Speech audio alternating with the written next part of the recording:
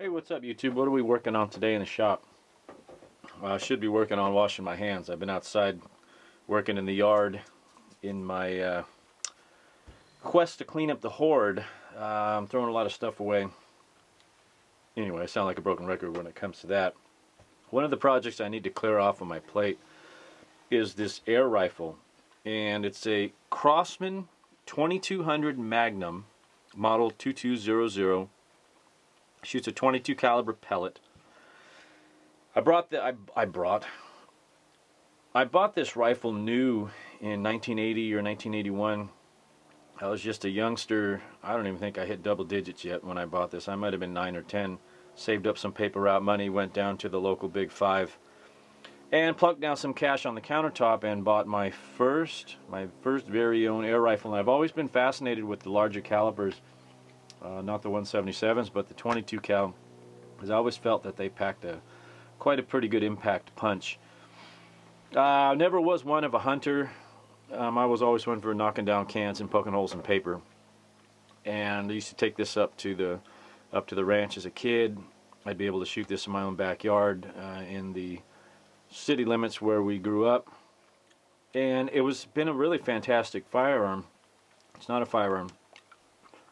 And it's been a really fantastic air rifle until about a year and a half ago. I took it out of deep storage and tried to rack a few rounds in there and knock down some cans in the yard just for fun. And this piece here broke. And I started calling around. There's a couple shops close to me. There's one up in Sacramento. There's actually two up in Sacramento that service and sell air rifles. And the gentleman that I talked to, and the one up in Sacramento, was really, really nice. And he's like, yeah, there's a huge following for these 22 Magnums. Crosman, of course, doesn't make parts for it. I can get a rebuild kit for it. The pump on this thing works perfect. There's nothing wrong with the pump action, or the ability for this thing to pump. These are pump rifles, right? You pump them up 10 times. Off you go. And I've never rebuilt the pump mechanism on this. And I've shot thousands and thousands of rounds through this thing. And it's always worked really, really well. So that was never my interest, but parts like these are obsolete. You can't buy these anymore. This was about a year ago. I took this apart, and I was looking for parts, and the guy at the air rifle shop says, yeah, give me 6-8 months. He says, I'm going to start making those. Well, a year later, I gave him a call, because things around here either have to work or they got to get down the road. That's my 2017 resolution. So when I called him and he hadn't gotten around to making these parts yet, even though according to him he's had interest in this particular model, I employed the use of a friend of mine who has a 3D printer. And I said, hey buddy, if I give you this, can you mess with it? And maybe we can get this rifle back up and running, this air rifle back up and running, and maybe we can help someone else out down the road now that he has it all programmed in his little doodad to make these things. So we started out with our first prototype part here, 3D printed prototype. There were some things I was trying to do. We were kind of consulting together, trying to strengthen it. Maybe there were some grooves in here that we could delete.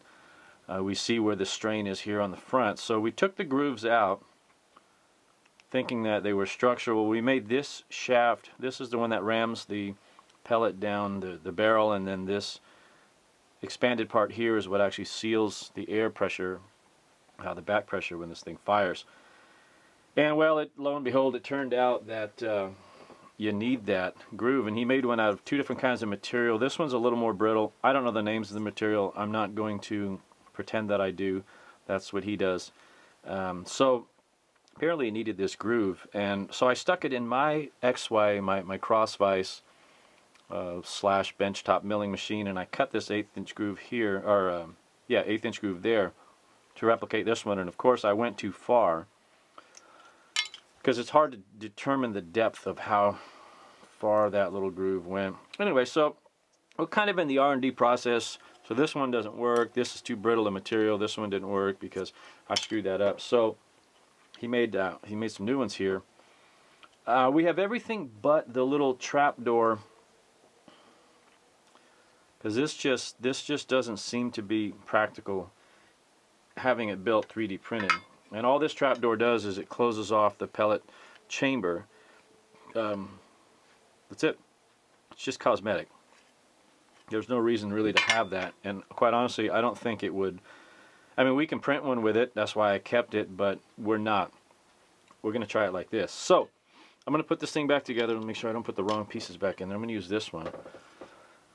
And I guess he's dipped it in some kind of acetone or brushed it in acetone to get it to kind of meld together. I'm not exactly sure the whole 3D process, but he claims these are pretty strong, whatever this material is. I've got a couple extras just in case. So let's go ahead and put this thing together and let's see if it works. Alright, and just like that, it's back together.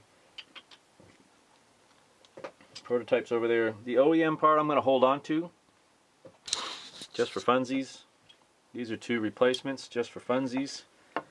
I don't have these totally snugged down quite yet. But everything functions. It fit together quite nicely. It's always concerning, you know, it's been setting apart for a year and I don't remember exactly how things go. But it kind of makes sense. And I'm going to go take it out, pop a couple rounds into the pellet trap. If you remember, a couple of years ago I built that pellet trap that I used that brake barrel, the modern brake barrel. But this one's cool. This one's got a little nostalgia to it. I wish it had a wooden handle, but you know, they made these in like a polished nickel or some kind of cool chromey type look. But this is what I could afford at the time when I was 9 or 10. It is what it is. It works. It needs a couple drops of oil. Let's see, the safety works. Yeah, I'm going to put a couple drops of oil in this thing. I only have 3 in one right here right now. I got to go get some gun oil. I've got some. I think that's better for it. But just needs to break in a little bit. I could have probably sanded it, you know. I could have probably gone through and finished some of these edges a little better. But I didn't. It is what it is. And it is where it is. So 3. Woo, baby. All right. Stay tuned for more. If you like this air rifle series, well, actually, before I get into that, if you've got one of these and this part is gone on yours, hit me up. This works something out. I'll get them to you because I know these are not available. And like I said, there's quite a following for these 2200 Magnums. And I love these old air rifles, man. I was born and raised on these things. I can shoot them here in the city limits in the backyard all day long as I have a responsible backdrop. I've got a whole earth hill behind my house. That's my responsible backdrop, so it is what it is, and I can't get in trouble for using this in my own yard. This isn't the ranch. I can't just shoot things off the porch. But if you like air rifles and you like this series, I have a couple more that I need to get put back on the road, either on the road or in the garbage. This is a Sheridan Products from Racine, Wisconsin, made in the USA. And it's a wood handle, and I love the wood stock. This one's a little butchered. This came to me. This doesn't work. You can hear it. It leaks out the...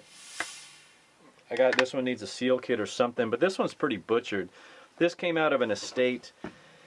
It was actually probably headed for the garbage, but you know how I am about throwing crap away. And this one's really cool. It's got, well, what's left of some sort of plated barrel.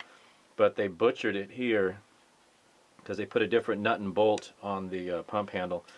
But that's a fun one. And then my favorite here is this old Crosman pellet gun. This one's probably same vintage as this. These are probably both from about the 80s. And this is 22 caliber as well. Remarkably enough, it's 5mm. 5mm. A Silver Streak is what it's called. 22 cal. And that'd be a nice one to get up and running. I'm gonna pull it all apart and see if I have some seals here, and or I can get a seal kit for it. I don't know. We'll see. Or it'll go in the garbage. I don't know. But this one's pretty cool. This is an old Crosman pellet gun, and this one's pellet as well. This is also a 22 caliber, but this is from the 70s and maybe the late 60s. It's hard to tell. I can't find any information on it at all. It just says Crosman Arms Company, made in the USA, Rochester, New York. And it's got a little split here on the hand grip part of the pump. This one has the same action going. The pump works, but it's not retaining the pressure that you're putting in there. Everything else functions on it. Single shot, wood handle, feels really, really nice. Iron sights, and this one's actually got a rear peep sight. And I love iron sights. I was never raised on any scope any scoped weapons. I was always raised on iron sights, so that seems to be where my loyalties lie when it comes to shooting long arms. So anyway, these are coming up, but this one here, you know, if you got any questions about the Crosman 2200 Magnum, as I said, I'm going to go put a bunch of rounds downrange with this thing, and I'll let you know what I come across. But it seems like everything went back together. It seems like it's all in one piece. And that's it. This is a Coleman company. Fairport, New York, USA. Crosman Air Guns. Gotta go, gotta run. See ya!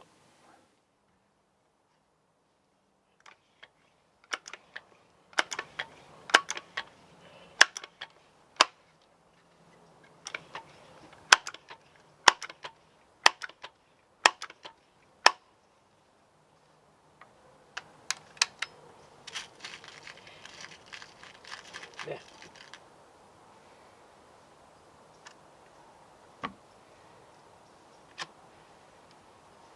It's actually freed up quite nicely. I've shot about 15 or 20 rounds already through it, and this thing moves quite well now. Yeah, other than you don't have the little door to hide it, and you can see that cool little yellow thing. It's pretty cool.